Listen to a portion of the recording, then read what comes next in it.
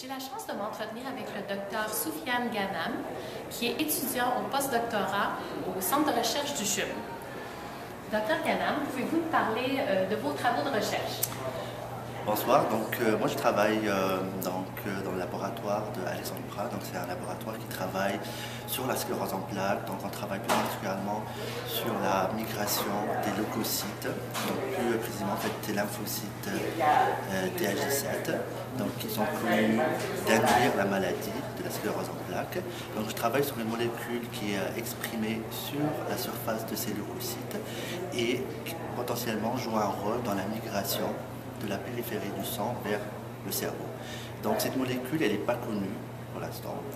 Donc on essaie de déterminer son rôle, ainsi que son rôle dans la maladie, dans l'induction de l'inflammation dans le cerveau, ainsi que la dégénérescence, dans la démyélинation dans le cerveau.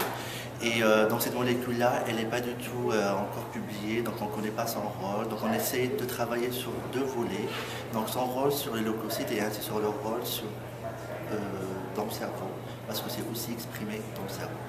Donc si on connaît plus des éléments en fait, par rapport à cette molécule, donc on va pouvoir en fait cibler cette molécule qui est exprimée sur la surface et par la suite voir en fait si on diminue l'inflammation toujours dans le contexte de la sclérose en plaques. Très intéressant. Et en quoi cette découverte va-t-elle contribuer éventuellement à l'amélioration de la qualité de vie des personnes qui ont la sclérose en plaques? Donc parce que on est en train de travailler sur cette molécule-là, parce qu'en fait, on a trouvé qu'elle est fortement exprimée sur des composantes inflammatoires. Donc le fait de cibler cette molécule-là, donc on va pouvoir en fait diminuer en fait l'inflammation, que ce soit en périphérie, qui par la suite en fait va engendrer l'arrêt de la migration de ces cellules inflammatoires qui sont connues d'induire en fait toute cette dégénérescence dans le cerveau.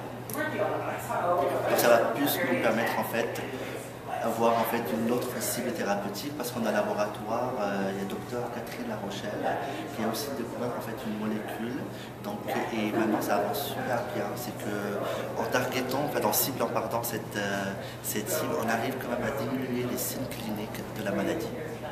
Je vous remercie beaucoup. Je vous en prie. Bonne fin de congrès.